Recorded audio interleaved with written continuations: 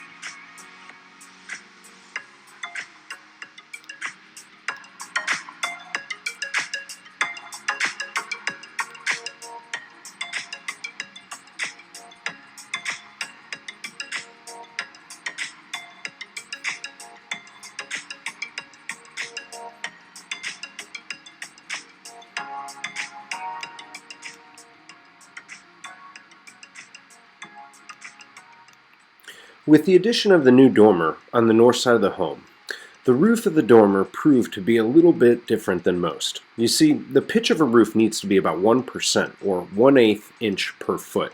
However, city code requires actually 2% or 1/4 inch per foot. And this is to allow adequate runoff, water runoff from the roofing material. And since our dormer roof is tight on pitch, the slate roof won't be capable of adequate water runoff, so we needed to go with a different roofing option. We could have gone with a membrane roof like the TPO we have used on the second floor balcony, but since this roof is up high and will not be easily visible, keeping an eye on it for possible maintenance needs could prove troublesome. Therefore, we've gone with an option that requires no maintenance and essentially will last a lifetime. You might see a theme in the products and materials that Crystal and I have chosen for the Urban Ranch version 2.0. Longevity is key for us, as we intend to remain in this home for the next 40 plus years. Thus, we chose a flat-seamed copper roof to go with on the north dormer. Yet again, Wes and his crew are experienced with this roof selection, and despite it being more costly in that single sheets of copper must be bent and molded into proper shape to reflect the curvature of the dormer roof edges, the final product will naturally age with a patina over time and not only provide years and years of waterproof protection, but it'll look like $1 million as it does. In just a moment, you'll see the craftsmanship behind this completed by Wes himself.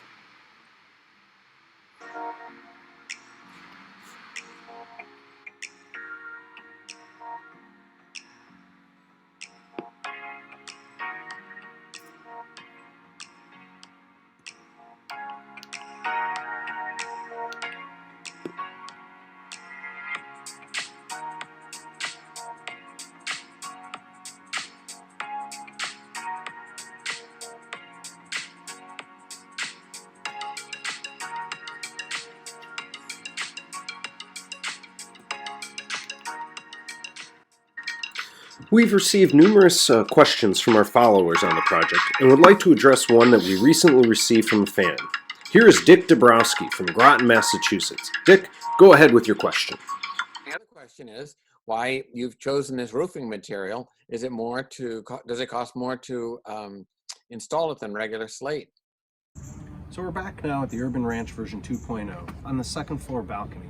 And what we'd like to do is just take a minute and talk about the roof and the roofing selection materials that we've gone through on the project.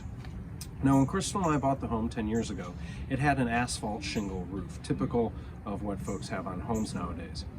However, as we tore off the roof, we found that with the decking underneath, it was pretty much confirmed that the home, when it was built in 1913, had an original slate roof. Again, very typical of German Village back in the early 1900s. Now, from the German Village Historic Commission, we would have a couple of options for replacing that roof. We could replace with asphalt shingle because that's what was here when we purchased the home. Crystal and I, we discussed that, talked with Gary Mays, our building envelope engineer, and the concern was that those asphalt shingles wouldn't have the lifespan that you would typically expect from them due to the fact that our roof structure is not vented. So those are out of the question. That then raises the opportunity, do we go with a regular, a true slate roof? Multiple problems with those, high maintenance required. Our previous home had a slate roof, and we had experienced that. And we were kind of curious if there might be another option. Fortunately, a few other homes in the German Village community have gone ahead in the recent about 18 months or so and used a synthetic slate. We chose that option. And we'll show you here an example. This is it's called EcoStar Slate. This is the Empire Slate, Empire State model. This is a straight, this exact tile here would be the first row of the roof structure, the first layer that would go on. All the rest then will have a beveled edge, representing and really looking like a natural slate roof. Number of advantages to this. This roof will last a lifetime. We shouldn't have to worry about having to replace this at all throughout Crystal's and my lifespan, and hopefully even longer after that. Again, ensuring that the UrbanRanch is really protected for many years to come. Downside to this, as you might imagine, cost. It's really kind of the biggest one. Typically about 3 times the cost of an asphalt shingle roof. So Crystal and I, in going over things, we really selected this to be the product for the home, and West Hawk with Everlasting Roofing. The guys have been on site now for a couple of days, and you can see, if Crystal pans up to the roof, you can see today just that first couple of rows of the material now going on, and they'll be here over the next probably about 5-6 days doing the entire roof. There's another aspect to the roof that we'll talk about in a future video, specifically over the dormer. It's a little different, but we'll talk to you about it then. So, hope you're enjoying these videos, and more to come.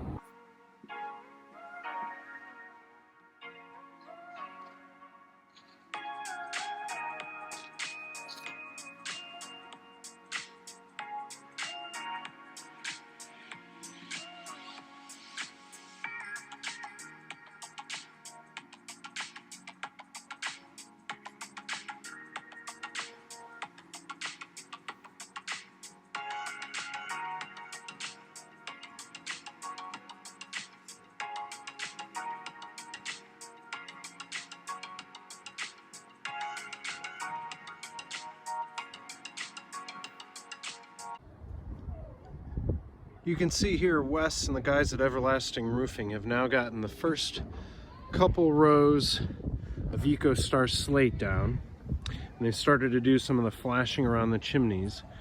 And what you can also see are 2 of these right here. This is called a Snow Guard. They're made by Alpine Snow Guards, and what those do is help prevent snow as it were to build up on the roof from breaking free and falling to somebody, down onto somebody below. Those will be installed throughout the entire perimeter of not only the main roof of the house, but also on all of the canopy roofs over top of each of the doors.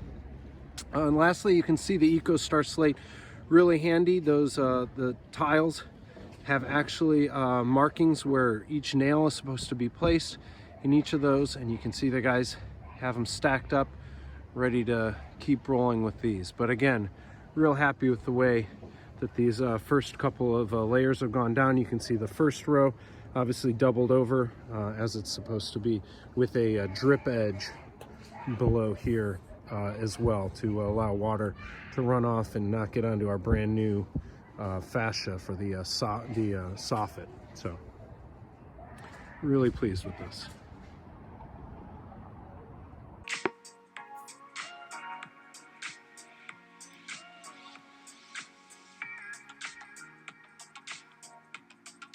You can see here the ice and water guard shield, how that goes all over the entire roof, all the way up to the peak and ridge, if you will. You can also see the cherry picker that Wes and the guys use. They've done some of kind of repair work at the top of the chimneys. You can see some of the flashing details on the corners of those dormers, and just a little bit of the putty work they do to ensure nice crisp corners. All that'll get a second coat of paint prior to completion. Fortunately, the guys had some really nice weather while getting this work done. Just been fantastic. And here's going to be some drone footage for you. Hope you enjoy.